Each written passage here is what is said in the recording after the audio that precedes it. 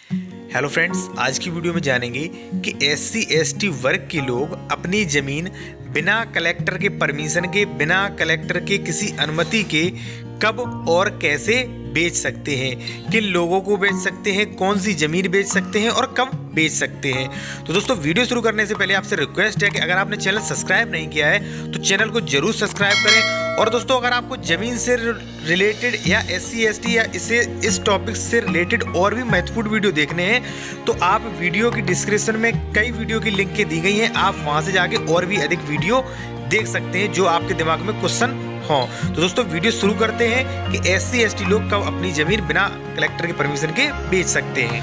दोस्तों, जैसा कि हमने अगले वीडियो में बताया था कि भूमि व्यवस्था अधिनियम की धारा 131 खा जो है वो जो भी अनुसूचित जाति के सदस्य हैं उन्हें भूमि बेचने पर, भूमि ट्रांसफर, भूमि दान देने पर जो रोक लगाती है, प्रतिबंध लगाती है। तो दोस्तों, अब बात करेंगे कि कब प्रतिबंध नहीं है, कब आप अपनी ज़मीन जो है वो बेच सकते हैं। दोस्तों, जैसा कि पिछले वीडियो में बताया था कि धारा 131 खा अनुसूचित जाति के सदस्यों पर अपनी भूमि बेचने, अपनी भूमि दान में देने पर प्रतिबंध लगाती है। लेकिन दोस्तों, बात करेंगे कब प्रतिबंध नहीं लगा होता है, कब आप आसानी से जो भी अनुसूचित जाति के SC ST, जो भी SC ST वर्ग के लोग हैं वो कब आसानी से बिना परमिशन के बेच सकते हैं।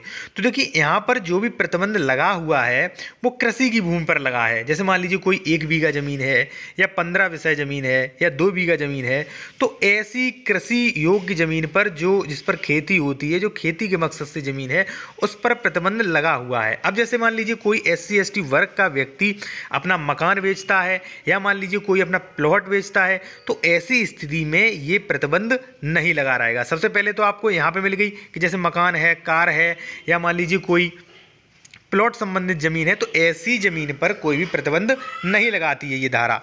दोस्तों, अब बात करेंगे सेकंड पॉइंट पर। देखिए, भूमि व्यवस्था अधिनियम की धारा 157 के खंड 1 में अक्षम व्यक्ति का प्रावधान है। अक्षम व्यक्ति वह व्यक्ति जो व्यक्ति अपनी खेती नहीं देख सकता है, अपनी खेती नहीं कर सकता है, खेती की देखभाल नहीं कर सकता, ऐसा व्यक्ति अक्षम व्यक्ति माना गया है। और अक्षम व्यक्ति कोई भी हो सकता है, चाहे वो SC ST वर्ग का हो, चाहे वो OBC वर्ग का हो।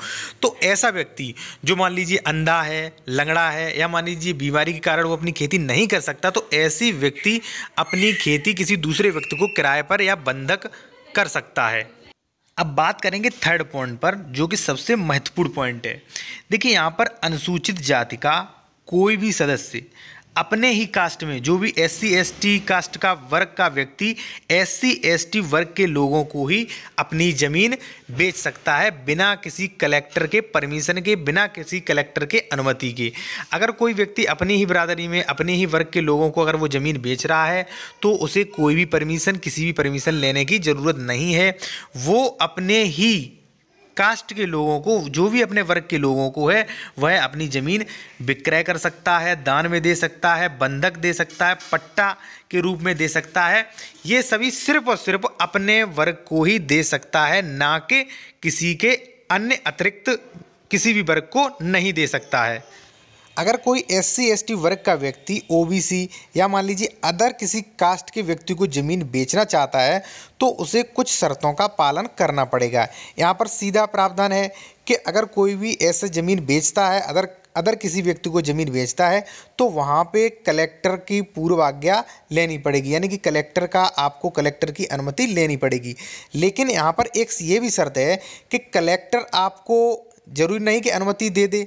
कलेक्टर के यहाँ भी शर्तें लगी हैं, कलेक्टर को कुछ शर्तों को देखना होगा, कुछ शर्तों का पालन करना होगा।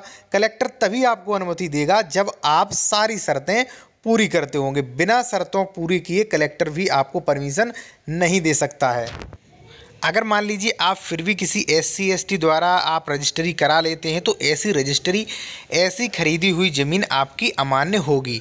चाहे आपको भले ही कलेक्टर के आदेश पर आपने वो ज़मीन खरीदी हो, फिर भी वो आपकी ज़मीन अमान्य हो सकती है अगर कोई अदर व्यक्ति उस पर ऑब्जेक्शन कर दे, उस पर यह ऑब्जेक्शन करे कि जो भी ज़मीन खरीदी गई है वह नियमों का उल्लंघन करके, जो भी शर्तें हैं उनका उल्लंघन करके खरीदी गई हैं। पहली बात तो ऐसा नहीं हो सकता कि कलेक्टर आपको बिना शर्त को पालन किए वो परमिशन दे दे, क्योंकि कलेक्टर भी उन शर्तों पर बाध्य होता है। दोस्तों, अगर आपको ये जानना है कि क्या क्या शर्तें हैं, कब ज़मीन खरीद सकते हैं, तो कमेंट करके ज़रूर बताएं।